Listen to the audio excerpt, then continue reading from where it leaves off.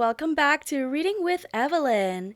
How many of you have heard of the Great Houdini? He's a world-renowned magician and escape artist.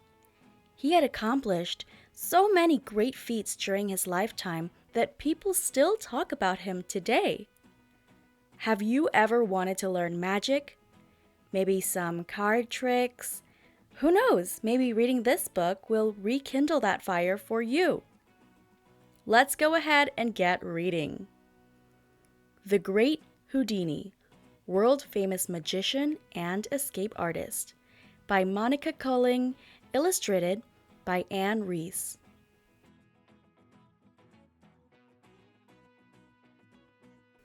Chapter 1. Every summer, the circus came to Appleton, Wisconsin. 9-year-old Erich Weiss loved the acrobats and the magicians. He wanted to be a performer. "I will call myself the Prince of the Air," he told his brother Theo. Erich made a trapeze out of a broomstick and 2 ropes. His mother sewed him a costume. He looked like a real acrobat. Soon he was ready for his first performance.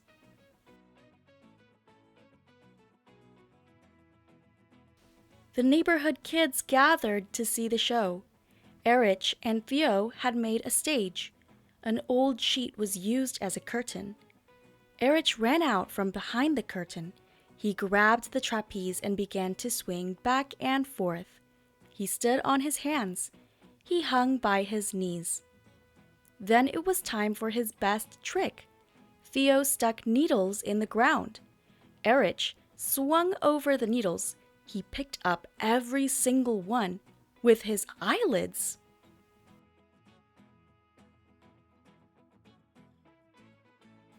Erich Weiss was born in Budapest, Hungary in 1874. Soon after, the whole family moved to America. His father was a rabbi. He didn't make enough money to feed his large family. Erich and his brothers did odd jobs to earn money. Erich ran errands, sold newspapers, and shined shoes. He decided to quit grade school. In those days, there were no laws to make children stay in school. Erich needed to help his family. He got a job in a locksmith's shop.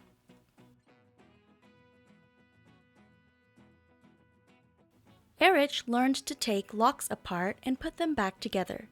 He also learned to open locks by using a pick made of wire. Soon, he could open any lock in the shop without a key. Chapter 2. Erich was fascinated with magic. He read every book on magic he could find. He learned coin and card tricks. He even learned how to escape after being tied up with rope. One of Erich's favorite books was about the French magician Jean-Eugène Robert Houdin. Erich was thinking of him when he made up his stage name. He added an I to Houdin. Then he changed his nickname, Harry, into Harry. And so Harry Houdini was born.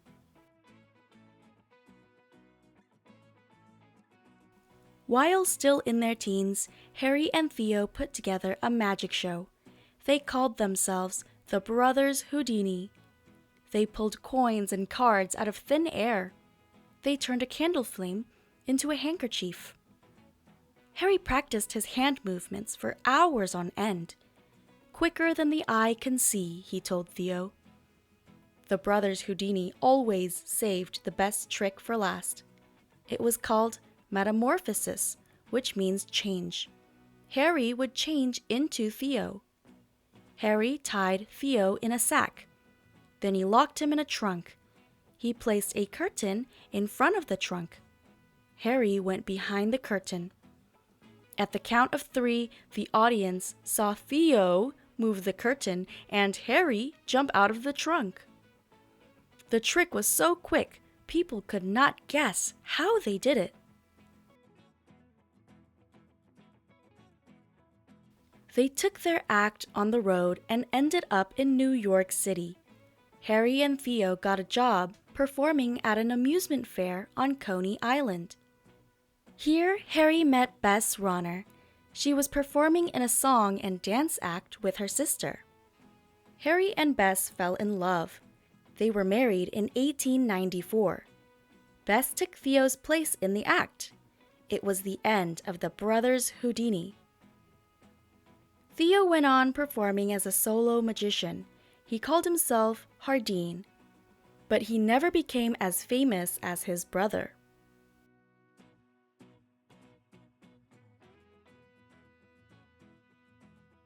Harry and Bess struggled for years to find work. Finally, the Welsh Brothers Circus in Pennsylvania gave them a 6-month contract. The Houdinis put together some new tricks.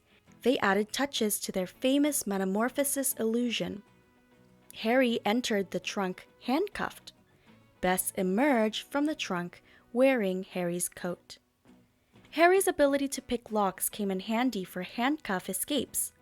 He also knew that some cuffs opened when they were hit on a hard surface. He tied a piece of metal to his knees, hidden under his pants. When he smacked the cuffs against the metal, the cuffs magically snapped open. Soon, handcuff tricks were a regular part of Houdini's act. He always escaped easily, but the audience never seemed amazed.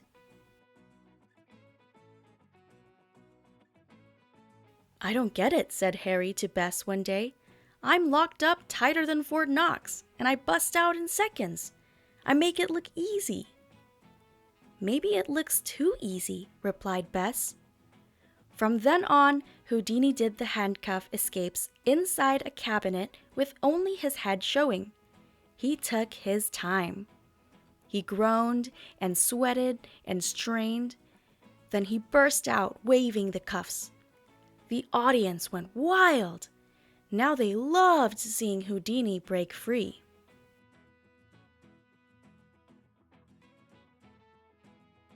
Houdini added a straitjacket escape to his act. A straitjacket has very long sleeves. It is put on backward. The arms are crossed in front and tied behind. A belt is buckled around the waist. The escape was hard work. Houdini had to undo the buckle from inside. He had to get the sleeves over his head. For almost anyone else, it would have been impossible. But not for the great Houdini. Once, the straitjacket escape took Houdini over an hour. He rolled all over the floor. He jerked and wrestled with the jacket. When he was finally free, Houdini's body was bruised and sore. "The pain and agony of that struggle will live forever in my mind," he said later.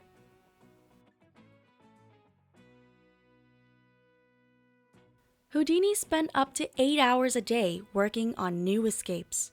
But no matter how hard he worked, Houdini was not yet a star, and that's what he wanted most of all. In 1900, Houdini bought 2 steamship tickets. He and Bess were bound for England. They hoped this move would bring the stardom Houdini was seeking.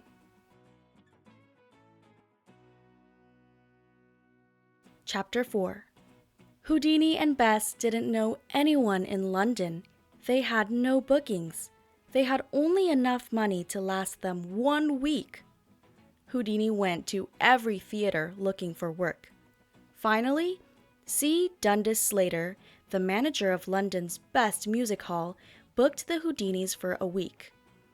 But soon they were out of work again.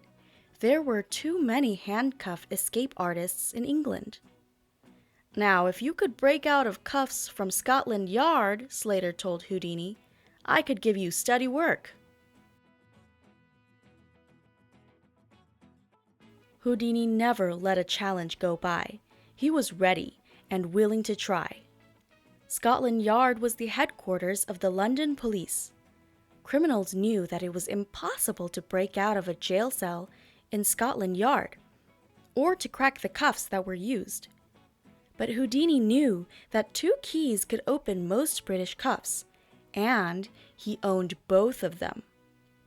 Houdini was handcuffed to a stone pillar inside a cell. He was checked for hidden keys. But the police could not find any. Houdini had hidden the key where no one would think to look. He'd swallowed it and was holding it in his throat. "You won't be going anywhere, I'm sure," said Superintendent Melville as he closed the door with a smile. But Melville was wrong. In seconds, the handcuffs clattered to the floor. Houdini was free. It was unbelievable. The Houdinis got a 6-month booking. The show sold out every night. The Houdinis became the talk of London.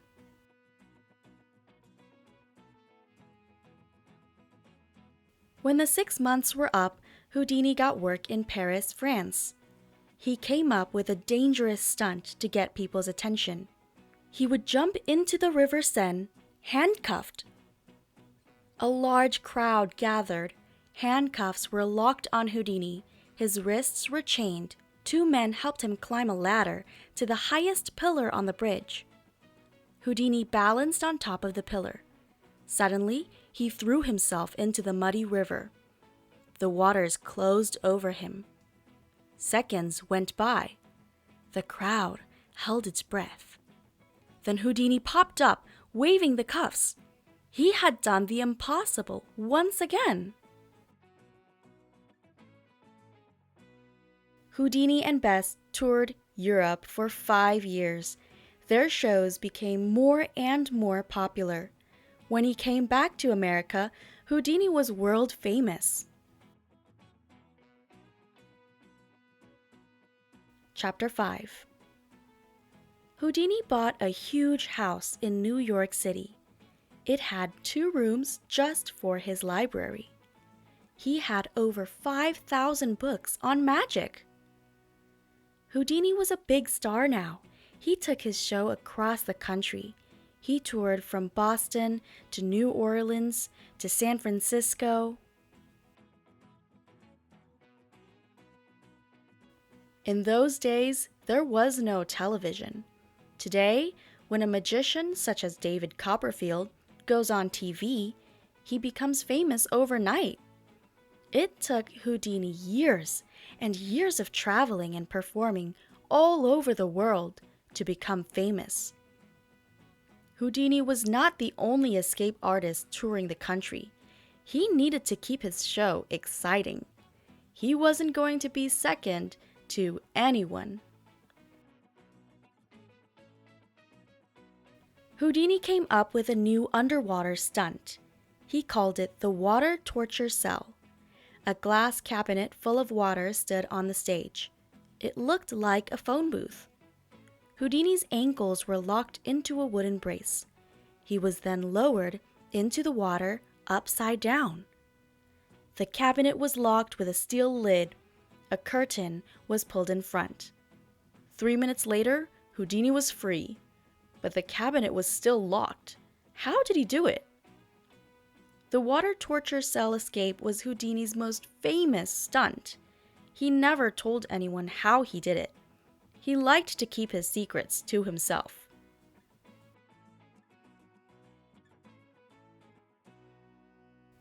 Chapter 6. Houdini had always kept himself in great physical shape, but now he was over 40 years old. The escapes were getting harder to do. He began to put magic tricks back into his act. But these illusions were bigger than the ones he used to do. Houdini's biggest magic trick of the time was the vanishing elephant trick. He performed it for the first time in 1918 in New York City. "Ladies and gentlemen," Houdini shouted, "please welcome Jenny."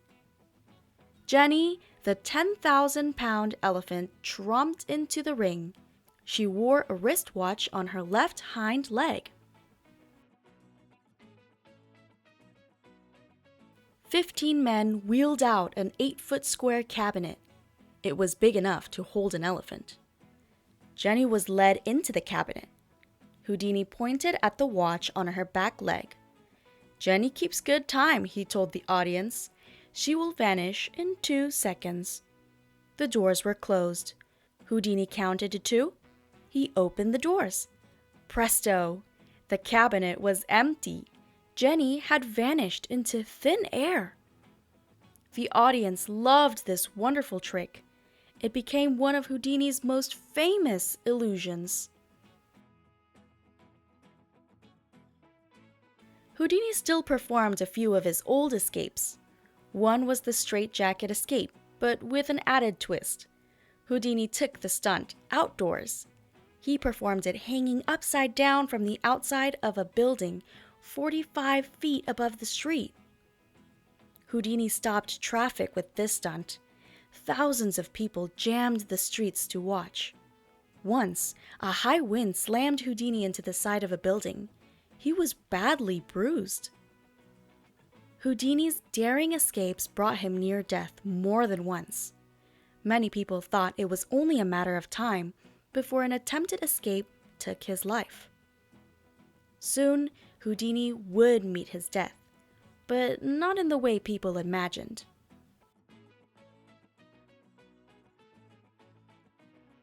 Chapter 7.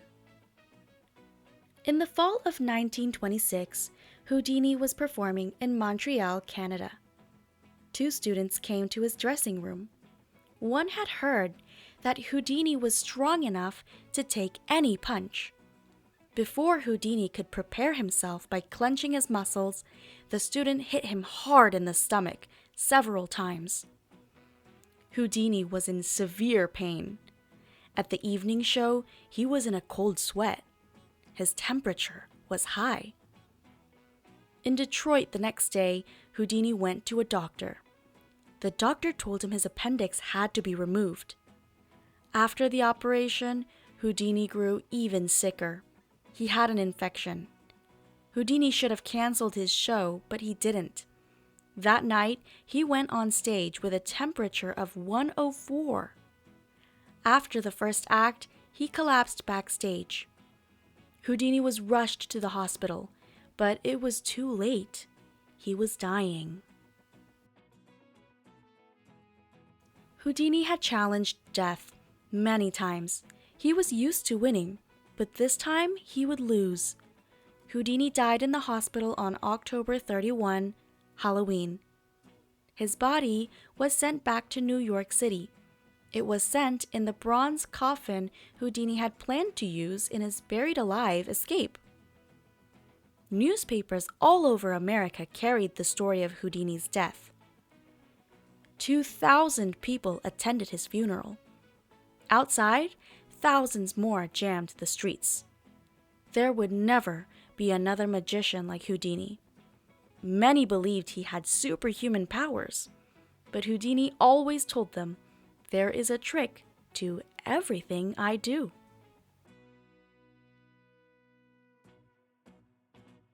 Perhaps Houdini's greatest trick was becoming who he was. He was born into a poor family, he was uneducated, but through hard work and determination, he became the world's most famous magician and escape artist. Houdini wrote books, starred in movies, and was the president of the Society of American Magicians. Once, reporters asked Bess if she knew the secret of Houdini's success. She replied, "It is Houdini himself. That is the secret." Wow, Houdini was the real deal. To think he started from nothing and managed to pave his own way to success. It's incredible.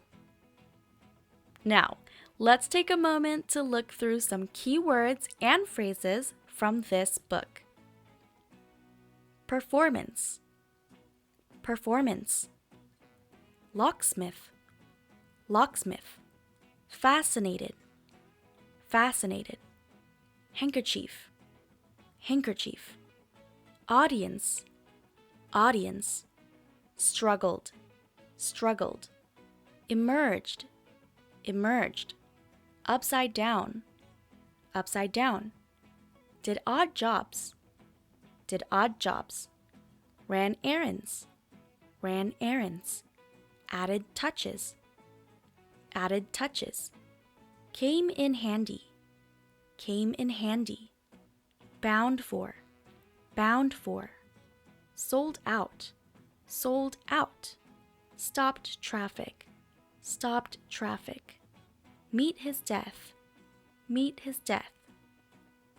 Good work, readers. If you liked this book, leave a comment down below and make sure to subscribe for more.